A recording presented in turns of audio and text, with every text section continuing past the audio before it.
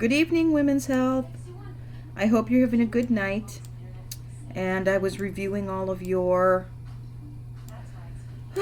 discussion posts for this week, and everybody did a really good job.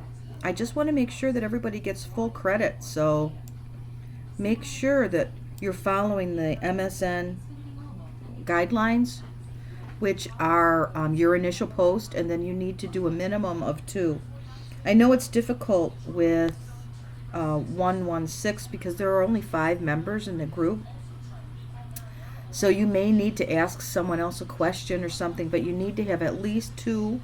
I can't give you full credit unless you have 2 response posts of some sort. So make sure that you're working on that. And gosh, we're just flying through. Tomorrow begins week 4. And I wanted to talk to you a little bit because we're coming up on some important dates. This is week 4, so you've got your case study discussion, which is breast cancer. So you'll do that the same way you were doing it in the past, with having your original post due on Wednesday and your responses on Sunday. Week 5 is a little different. So week 5, I want you to write a page, just a page. It doesn't have to be, you can do it in APA format. I don't really care about that. I'm interested in you teaching us something about a current health trend in women's health. Now, you may want to do it on some type of new birth control that's out there. They've just redone the implant. They used to, I don't know if you remember, but years ago they did an implant called Norplant. And it was good for 5 years, I believe, at the time, 5 or 10. It was a long implant. And it had all sorts of problems with it. You couldn't, they had a lot of difficulty removing it. It wasn't sustained release, so there was an erratic amount of hormone released. So someone may want to do that. Zika virus. What else is out there in women's health that's a new topic? I want you to teach us about that. So that's what you're going to do in week 5. It's not a case study discussion so much as it is just talking about a current trend. And then I want you to converse with each other, and I'll talk to you too.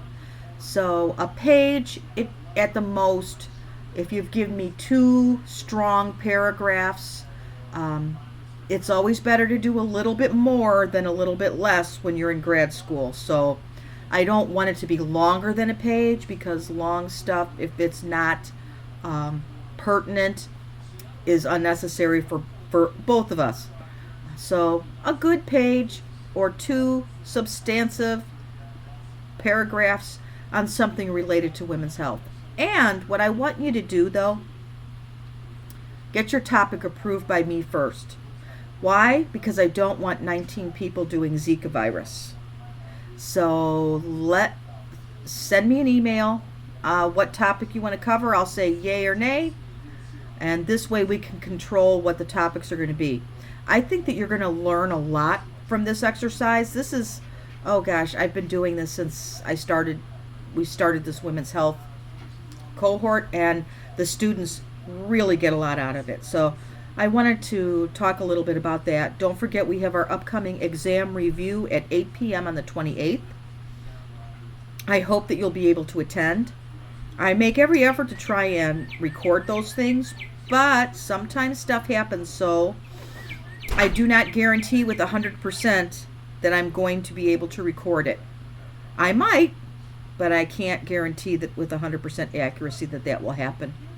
So I hope you have a wonderful upcoming week, and enjoy the rest of your Sunday, and I'll speak to you soon.